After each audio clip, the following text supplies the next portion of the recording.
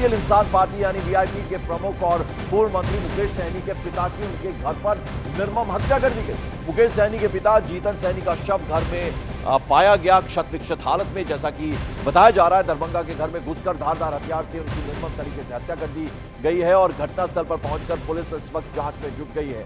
खबर यह आ रही है कि मुकेश सहनी फिलहाल मुंबई गए हुए हैं और इस खबर के मिलने के बाद मुकेश सहनी मुंबई से दरभंगा वापस लौट रहे हैं। लगातार फोन पर वो इस घटना के बारे में इंफॉर्मेशन ले रहे हैं, पुलिस से टच में हैं। आसपास के लोग, इस वक्त आप ये तस्वीरें देख रहे हैं, तस्वीरें हैं मुकेश सहनी के पिता जीतन सहनी के घर की। आप देखिए, ऐसा लग रहा है कोई फार्म है और वहां पर एक छोटा सा ये घर है। हालांकि गेट लोहे का बाहर नजर आ रहा है और लोगों से वहां पूछताछ चल रही है। आसपास के लोग भी वहां इस वक्त मौके पर मौजूद हैं और इस घटना को बेहद ही निर्मम तरीके से जीतन सहनी, जो कि पिता हैं मुकेश सहनी के, वीआईपी पार्टी के अध्यक्ष के पिता हैं, उनकी हत्या कर दी गई। जनता और जनता की आवाज बनते हैं।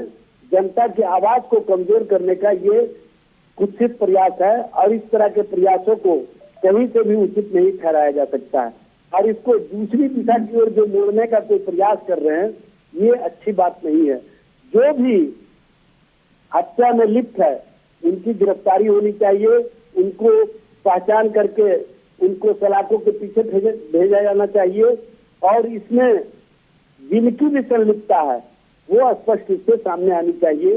इसको मामले को दूसरी दिशा की ओर भटकाने का जो प्रयास किया जा रहा है या जो प्रयास करने का, और इस वक्त जिला अध्यक्ष हैं विकासशील इंसान पार्टी के विनोद बम्पर, वो हमारे साथ फोन लाइन पर जुड़ रहे हैं। विनोद बम्पर साहब, क्या जानकारी मिल पा रही है? बेहद दुखद किस तरह से निर्मम तरीके से जीतन सहनी जी की हत्या कर दी गई है? ये हमारे मंत्री जी के पापा हैं श्री जीतन सहनी जी, जिनका जो है आज सामाजिक तत्व अपराधियों ने रात में 12 से लेकर 1 बजे के बीच में पीछे के दरवाजे से आके और पूरे ढंग से उसको पेट का चीर दिया गया, श्री भोतरी जितना वो बाहर निकल गया, काट उठ के पूरा निर्मम हत्या किया गया। इस जगह अपराध इसको कहा जाए, इसको अभिलंब गिरफ्तारी हो, जांच का विषय है सर। ये जो लोग किए हैं बहुत ही भयानक घटना है, देखा नहीं जाता है। ऐसी स्थिति में यदि आपको फुटेज भेजेंगे तो आप देख नहीं पाइएगा जिस तरह से इसका कत्ल किया गया। विनोद जी, घर में जीतन सहनी के अलावा और कौन कौन था? कुछ इस बारे में जानकारी आप दे पाएंगे क्या? नहीं, सिर्फ जीतन सहनी पर्सनल इस घर में रहते थे। उनका अकेला रहने का एक घर था, मंत्री जी अलग से घर बना दिए थे, उसी घर में वो अपना रहते थे, खाना पीना बना के अच्छे से खाते थे, कहीं कोई दिक्कत नहीं थी। तो किसी से अचानक कुछ सामाजिक किसी से दुश्मनी, क्या ये भी वजह? ऐसी कोई मामला नहीं, दुश्मनी किसी से नहीं है सर। ये साजिश के तहत, प्लान के तहत उसको मर्डर किया गया है। इसकी जांच नहीं, आप साजिश कह रहे हैं, साजिश कैसी साजिश? मान लीजिए कोई मारा है, ऐसे कैसे मार देगा सर? कहीं न कहीं मामला होगा तब ना मार दिया है। नहीं तो क्या दुश्मनी मुकेश सहनी जी से है और उसके बदले में उनके पिता की हत्या कर दी गई, ये वजह हो सकती है पीछे? नहीं नहीं सर, ये वजह हम कैसे बता सकते? मुकेश सहनी का आज तक किसी से दुश्मनी नहीं है। तो क्या लगता है उनका इतना व्यवहार है आज से किसी से दुश्मनी नहीं है। तो क्या लगता है आपको, कौन हो सकता है इसके पीछे? इसके पीछे कौन होता है ये जांच का विषय है सर। यहाँ प्रशासन आए हुए, डीएसपी, थाना प्रभारी, तमाम लोग यहाँ पर आए हैं, हम लोग के सामने सब हम लोग सब जांच करवा रहे हैं सर। ये जांच का विषय है। जिन्होंने इसको मर्डर किया तो साले को फांसी होनी चाहिए सर, जिस तरह से स्थिति बनी हुई है। चलिए, हम आपका दुख समझ सकते हैं। शक्ति सिंह इस वक्त आरजेडी नेता हमारे साथ जुड़ रहे हैं। शक्ति सिंह जी, बेहद निर्मम तरीके से यहाँ जीतन सहनी जी की हत्या कर दी गई है। क्या लगता है आपको, इसके पीछे कौन हो सकता है? क्या इंफॉर्मेशन आप तक पहुंची है, जरा बताएं। देखिए, शासन ने हत्या की पुष्टि की है। ये हत्या निर्मम है और बिहार इन दिनों हत्या के दौर से गुजर रहा है। कोई इलाका, कोई भी कस्बा आज सुरक्षित नहीं है।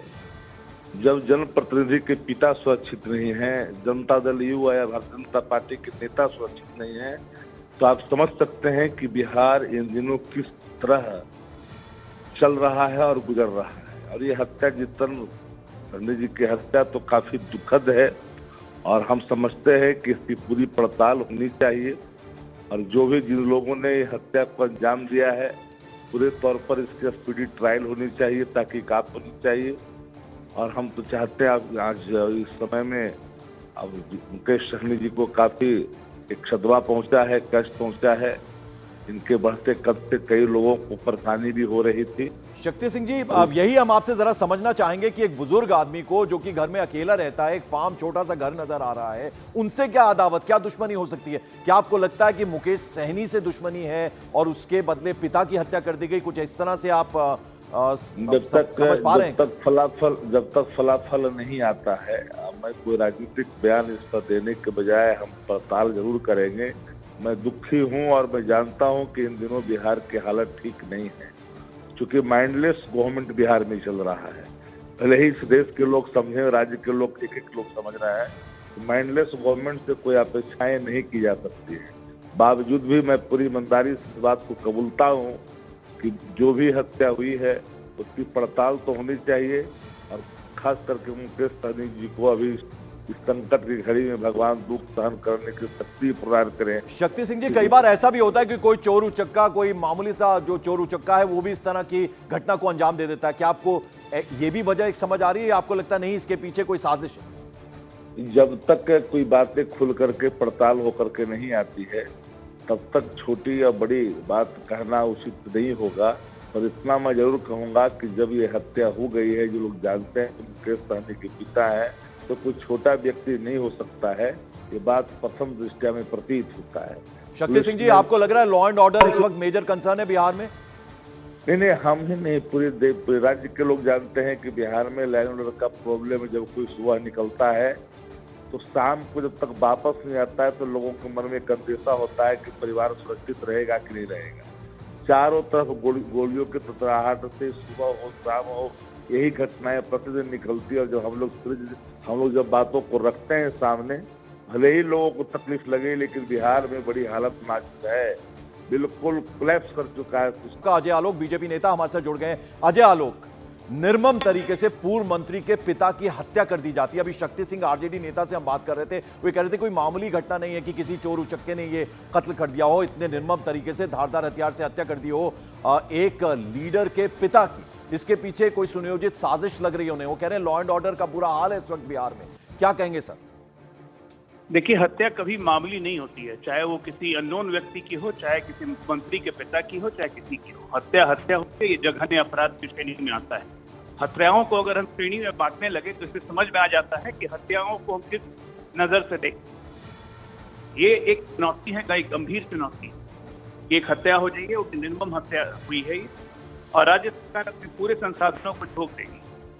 और जहां तक है लॉ एंड ऑर्डर, तो लॉ एंड ऑर्डर पर अंकुश कसना का काम राज्य सरकार का है, और बिहार इसके लिए एक नजीर बन चुका है कि हमने लॉ एंड ऑर्डर पर कैसे अंकुश रखा हुआ है कि जिसने भी हत्या की है वो पकड़ा जाएगा। सवाल ये उठता है कि एक सभ्य सोसाइटी में आप क्राइम को रोक नहीं सकते हैं। क्राइम होगा, लेकिन एक रिस्पॉन्सिबल सरकार का मतलब होता है उस क्राइम पर अंकुश।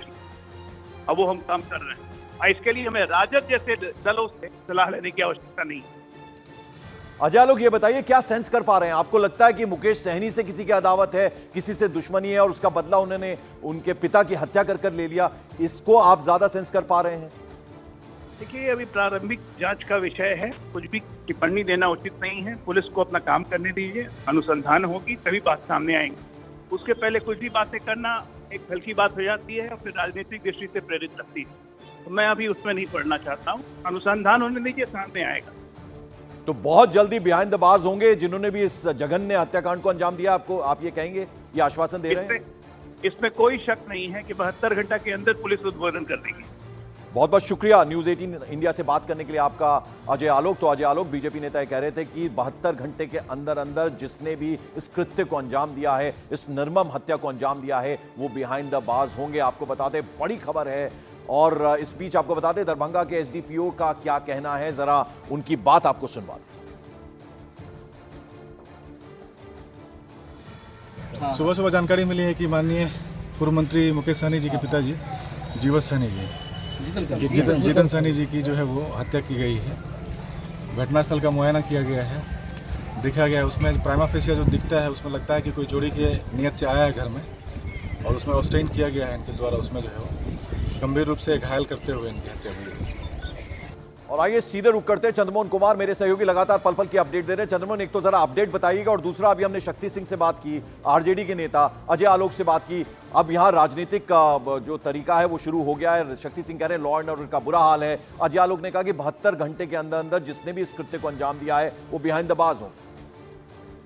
बिल्कुल, देखिए जाहिर सी बात है, मुकेश सहनी क्योंकि वीआईपी पार्टी के राष्ट्रीय अध्यक्ष हैं, और ऐसे में अगर उनके पिता की हत्या होती है तो इसमें सवाल जरूर सरकार के ऊपर खड़े होंगे, क्योंकि मुकेश सहनी अभी विपक्ष में है, तेजस्वी यादव के साथ लोकसभा का चुनाव लड़े, और इसके बाद भी ये कहा गया था कि अब मुकेश सहनी हमेशा आरजेडी के साथ गठबंधन में रहेंगे। तो सरकार पर तो सवाल उठेंगे ही, क्योंकि एक वीआईपी पार्टी के राष्ट्रीय अध्यक्ष के पिता की निर्मम हत्या कर दी जाती है। दूसरी पहलू ये रही कि पुलिस की टीम वहां पर पहुंची है और पूरे मामले की जांच की जा रही है, और जो प्राइमरी जानकारी सामने आई है उसके मुताबिक ये जो हत्या हुई है ये लूट की वजह से हत्या की गई है। जो जानकारी मिल रही है उसके मुताबिक वहां के जो पुलिस अधिकारी से मेरी बात हुई है, उनका ये मानना है कि देर रात यहाँ पर कुछ लूटपाट करने वाले लोग पहुंचे, और उसके बाद जब उनका विरोध किया गया उसके बाद यह हत्या की गई। हालांकि सभी पहलुओं को तलाशा जा रहा है कि इस हत्या के पीछे की वजह क्या है। क्या कोई पुरानी अदावत थी जीतन सहनी की? क्या मुकेश सहनी की कोई पुरानी अदावत थी, कोई राजनीतिक अदावत थी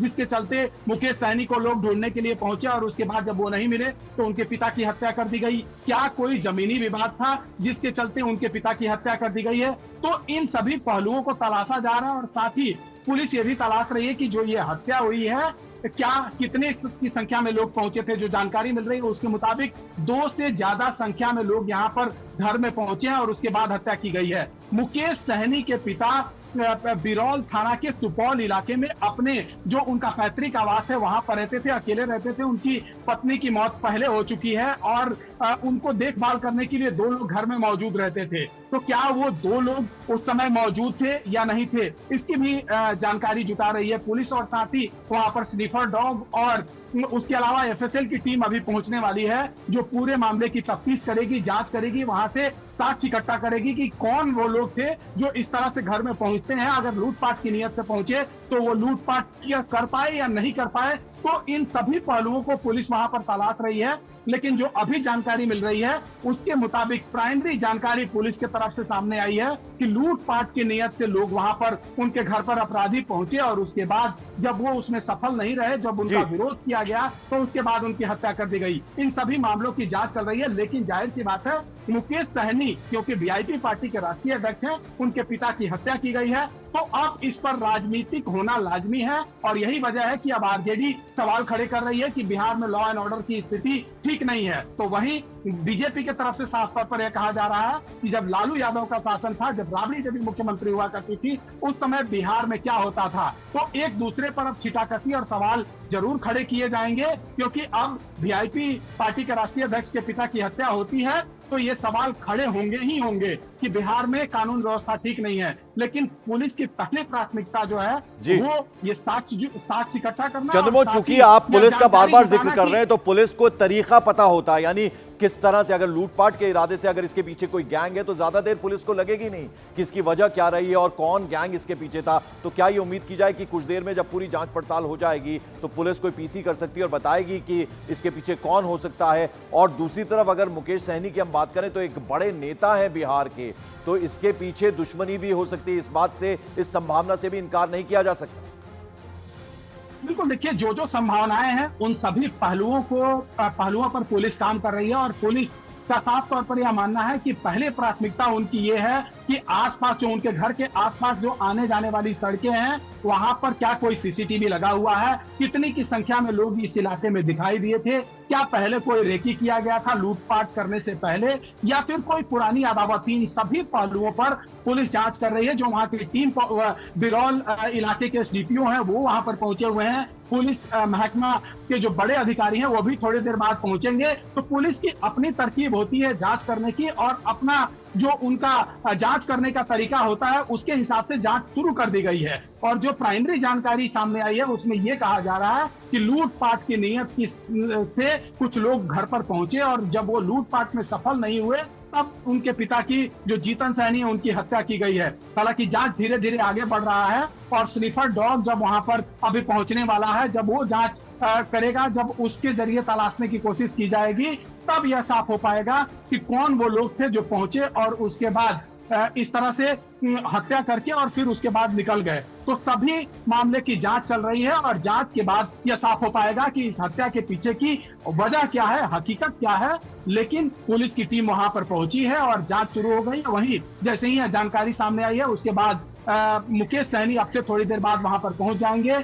उनके जो पार्टी के प्रवक्ता हैं उनका भी यह मानना है कि बिहार में जो लॉ एंड ऑर्डर की स्थिति है वो ठीक नहीं है। सवाल सीधे तौर पर सरकार के ऊपर उठ रहे हैं और उंगलियां सरकार के ऊपर उठ रही हैं। तो अब जांच पुलिस के जिम्मे है, पुलिस किस तरह से इसकी जांच करती है और फिर कौन वो लोग थे जो पहुंचे और सुनियोजित ढंग से हत्या करके और उसके बाद निकल गए, या फिर जो जांच चल रही है उसमें क्या जमीनी विवाद था पहले से, क्या कोई मुकेश सहनी का पहले पुराना अदावत रहा है जिसकी वजह से लोग पहुंचे। और चंद्रमोहन जरा जीतन सहनी के बारे में बताइए। पिता है मुकेश सहनी के, वीआईपी पार्टी के जो अध्यक्ष हैं उनके पिता, इसके अलावा क्या करते थे? रिटायर्ड लाइफ एक तरह से थी, क्योंकि बहुत ही बेसिक सा घर नजर आ रहा है, एक फार्म लग रहा है छोटा सा, और ईंटें, यानी उस पर रंग रोगन भी नहीं हुआ, बिल्कुल बेसिक घर है। अकेले रहते थे जो आप बता रहे हैं? बिल्कुल, देखिए ग्रामीण परिवेश का घर है, बिरौल थाना क्षेत्र है और सुपौल इलाका है जहां पर मुकेश सहनी का घर है। और तस्वीरों में भी आपने साफ तौर पर देखा होगा कि किस तरह से पुराना घर है जहां पर उनके पिता रहते थे। उनके मां का निधन काफी दिन पहले हो गया था। उसके बाद मुकेश सहनी के पिता वहां पर जीतन सहनी अकेले घर में रहते थे और उनके देखभाल के लिए 2 लड़कों को मुकेश सहनी ने रखा था। जो मुकेश सहनी 2 भाई हैं, मुकेश सहनी के छोटे भाई भी उनके साथ ही रहते थे।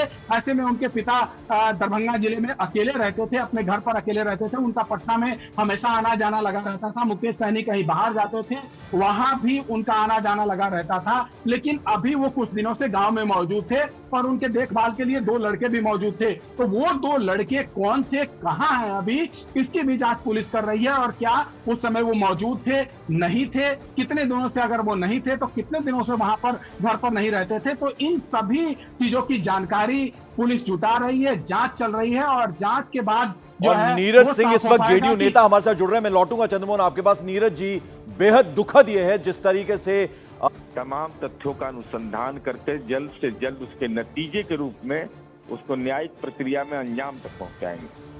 नीरज जी देखिए, इस पर राजनीति नहीं होनी चाहिए, लेकिन अभी शक्ति सिंह है, आरजेडी के एक नेता, उनसे मैं बात कर रहा था तो वो ये कह रहे थे कि लॉ एंड ऑर्डर का बुरा हाल है। आम लोग कैसे सेफ होंगे जब नेता के पिता की इस तरीके से हत्या कर दी गई? नहीं, कोई विशेष, तो हमारे परिवार, हम एमएलए हैं, एमएलसी हैं, तो हम विशेष हैं क्या? ऐसा नहीं होता है। देश का हर नागरिक को कानून के नजरों में वो महत्वपूर्ण है। किसी के साथ दुखद घटना हो, माननीय मुकेश सहनी जी के पिताजी एक बुजुर्ग व्यक्ति जीतन सहनी जी थे, अगर इस ढंग का आपराधिक कृत्य जिसने किया है वो असामान्य महापाप किया है ना, तो आम नागरिक की भी उतनी ही जान की कीमत होती है जितना हमारी कीमत है। और कानून सबको बराबर के मापदंड पर रखता है।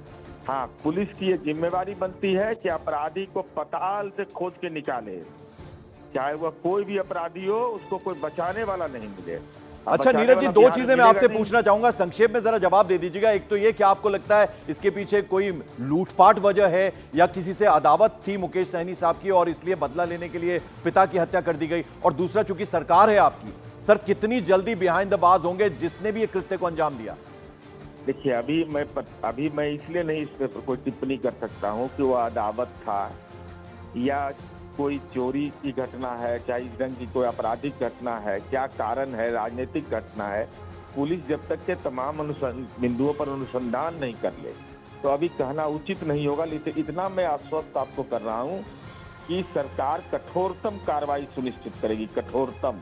और पुलिस के तमाम वरीय पदाधिकारी वहाँ पहुँच रहे हैं, कुछ लोग पहुँच भी गए हैं। घटना स्थल पर पूरी तथ्यों की जाँच हो रही है। उसके जब नतीजे आएंगे तो हम लोग जरूर निश्चित रूप से आपको बताएंगे। नीरज सिंह